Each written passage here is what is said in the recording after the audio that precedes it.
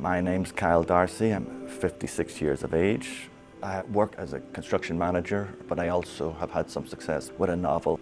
Presently working on a follow-up to the novel. However, those plans came to a screeching halt late last year when my PSA numbers gave concern to my primary care physician.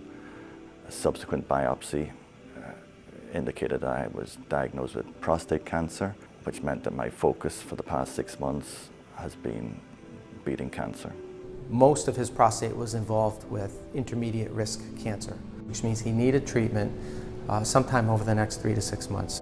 The condition and location and the type of cancer it was meant that I had pretty much two options, either an extensive radiation program or surgery. He was referred here to discuss the possibility of robotic prostatectomy. Within a couple of days, I had committed to go forward with the surgery, put my life in Dr. Wagner's hands, and probably one of the smartest decisions I've yet to make in my life, which is now going to be a lot longer, thanks to Dr. Wagner and his team. We started our robotic surgery team in 2009, and much of the same team is still working together today. We have teams in urology, colorectal surgery, thoracic surgery, hepatobiliary surgery, and gynecology oncology. Just about every surgery that we were doing previously through open incisions, we've done now robotically. The robot really shines where surgeons have to remove something and then put things back together. We call it reconstructive surgery. And prostatectomy is an example of that. The surgical robot is actually separated from the patient, but it's in complete control by the surgeon. So there's nothing that's done in an automated fashion.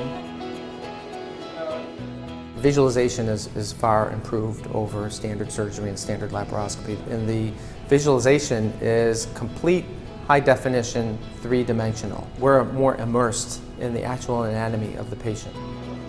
The other advantage is precision. So all of my instruments can do everything that my hands do, except they're miniaturized to the size of a pen. If you think about it as a very fancy tool that allows us to do very, very calculated and precise surgical moves and suturing and dissection in a very small, confined area that was previously very challenging to do through standard surgery.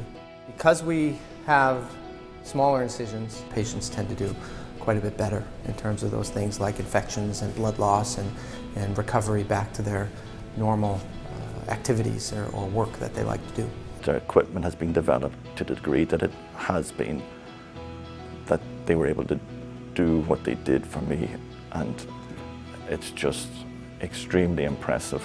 His surgery went very smoothly, fairly straightforward, took about 2 to 2.5 hours, and he did very well. Within a week of the surgery, I was back in getting the catheter removed, and from then on, each day, each week, it was just constant improvement. We reviewed his pathology. It showed that everything was confined in the prostate, and although he did have higher grade of prostate cancer, he has a very high chance of being cured of his disease.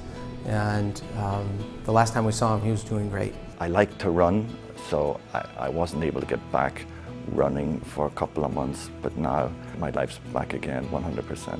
He actually recovered extremely well, and he's still doing very well. He's cancer-free right now. Hello. Hey, Carl. How you doing? Good. Good to see you. He's being monitored with PSA Checks, which is just a simple blood test every 3 months for the next year. Each of these tests are telling him that the surgery has been a success. I have a follow-up consult in January of 2016, and from what I understand, after that it'll just be regular PSA results, making sure that there's no flare-up or cause for concern. If anything can be taken out of this, it's very, very important that men, once they are 50 years of age and older, get regular annual checkups, because I'm living proof that regular medical checkups, especially with PSA numbers, will save your life.